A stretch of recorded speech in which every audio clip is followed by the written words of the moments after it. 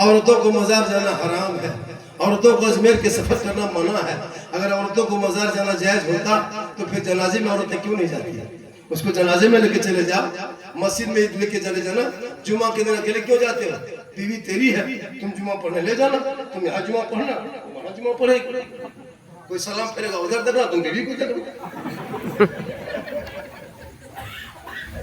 इसलिए औरतों को मजार जाना हराम है।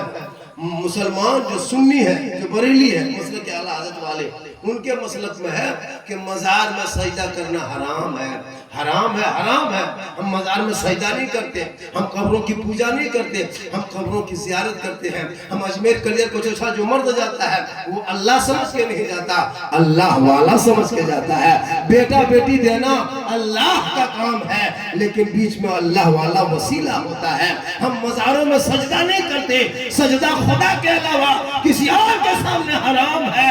इसलिए मुसलमानों, तुम सुन्नी बरेलवी हो, मसलक के आला हज़रत वाले हो, तुम्हारा मसलक में मजार में हराम है सजदा करना। तुम्हारे मसलक में कब्र को पूजना मुशरिकों का काम है, और मुशरिकों को जन्नत की खुशबू नहीं मिलेगी।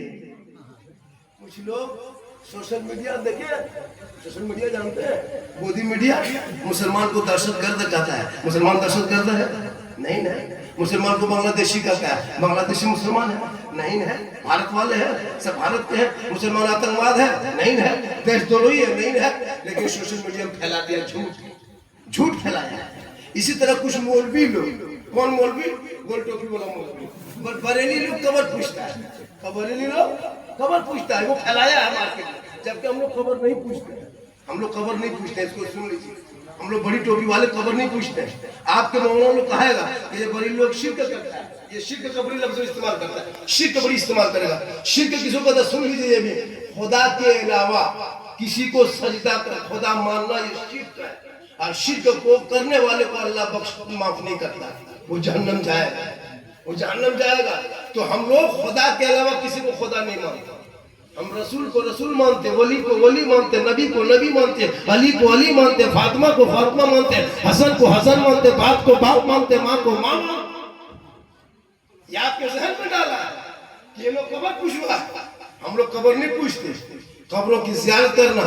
आका फरमाते मंज़ारा कब्री वजबतुल शफ़ाअत, जिसने मेरी कब्र की ज़ियारत कर ली उस पर मेरी शफ़ाअत वाजिब है। तो फिर कहाँ हम हो गए कब्र पूजने वाले? आपके मौलवी टोपी पहना दिया, आप सुन लीजिए। हम लोग को देखा बिदअती मौलवी जा रहा है, क्या हम लोग पागल हैं?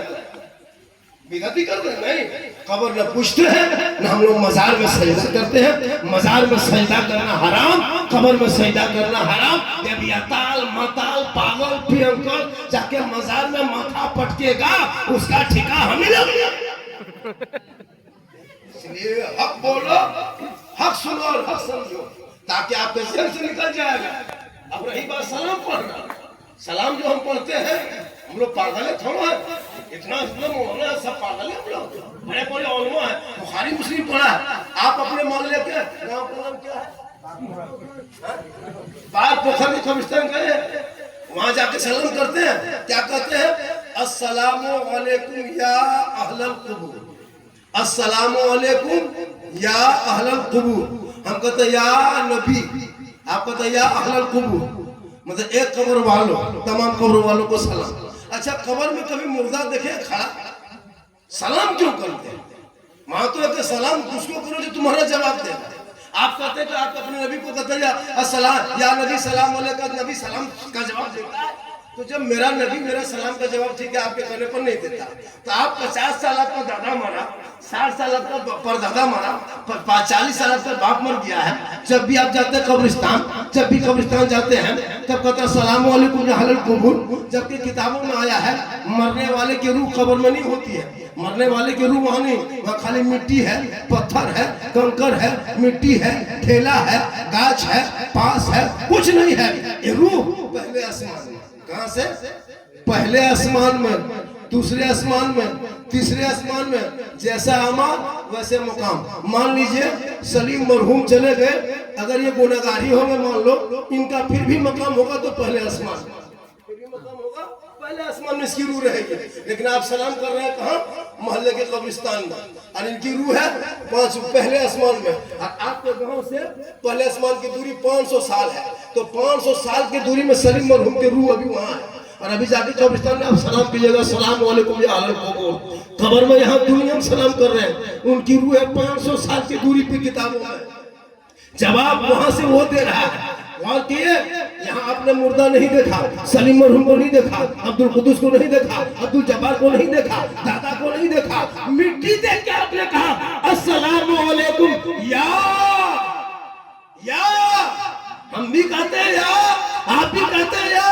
कब्र वालों हम कहते या नबी, आप कहते या कब्र वालों, वो सलाम हम भी करते हैं। तो पता चला जब 500 साल के दूरी पे सलीम मरहूम की रूह सुन के जवाब कैसे अगर यहाँ से हम दुआ सलाम पढ़े तो मेरा आका मदीने में रहते जवाब देता भी है और सुनता भी। यही मेरा अकीदा है। इसलिए खुदा के वास्ते हम कोई गलत काम नहीं करते। हम नबी के जन्मदिन मनाते हैं, जन्मदिन तुम बेटे का मनाते हो, हम नबी का जन्मदिन मना के बिदअत हो जाए। जहन तो बदलो, समाज बदलेगा, तब दिल बदलेगा, दिल बदलेगा, अकीदा पाक होगा। चलोगे गुलाम रसूल की तरफ, बैठोगे गुलाम अली की तरफ, बोलोगे गुलाम नबी की तरफ, देखोगे आशिक रसूल की तरफ, दुनिया छोड़ोगे ऐसा लगेगा कोई आशिक मुस्तफा है। चला जाए। इसलिए हम न शिरक करते न बिदअत करते, जो शरीयत करती है हम वही करते हैं। ऐसा नहीं कि हम लोग नाजायज बिदअत करते हैं। इसलिए माँ बाप के कब्रों पे जाके दुआ करना, माँ बाप के कब्रों पे दुआ करना शरीयत में है, सब दुआ कर सकता है। इसलिए अल्लाह के वास्ते साहिब खाना ने बड़ी मेहनत, मोहब्बत, प्रेम प्यार से जलसा सजाया। मेरी माँ बहने, तुम अपने बाल बच्चों को सही तरीके पे चलाना, और खासकर नौजवानों अपने बेटों के हाथ से मोबाइल को छीन के किताब पोथी पकड़ा दो। तेरा बेटा इस लायक नहीं बचा कि माँ के इंतकाल में 3 दुआ 3 आयत याद करे, मिनहा खलकनाकुम व फीहा नुईदुकुम व मिनहा नुखरिजुकुम तारतन उखरा। ये 3 आयत आपको याद नहीं है, मिट्टी देने की दुआ याद नहीं, दुआए जनाजा याद नहीं, गलियों में पबजी खेलना बंद करो, ये फ्री फायर के चक्कर बंद करो, ये लूडो में भोजपुरी गाना सुनना बंद करो। आज वीडियो इतना असली वीडियो मोबाइल में दे दिया है, 13 साल का तेरा बच्चा वही मोबाइल चला के नंगी नंगी तस्वीर देख रहा है, आइडल फिल्में देख रहा है, दिमाग उसका बर्बाद हो रहा है, दिन ब दिन दिमाग के तरफ दिमाग चाटता जा रहा है। 18 साल का जवान लड़का बीमारी का शिकार होते जा रहा है। खुदा के वास्ते इन बच्चों के हाथ से मोबाइल को छीन के किताब पोथी पकड़ा देना, ताकि ये पबजी गलियों में नहीं खेलेगा, फ्री फायर नहीं खेलेगा, जिंदगी बर्बाद नहीं करेगा। बेटियों को मोबाइल मत देना, इसलिए कि भारत के धरती पे 14,000 मुसलमान की बेटी गैर मुस्लिम के साथ चली गई, मुर्तद बन गई है।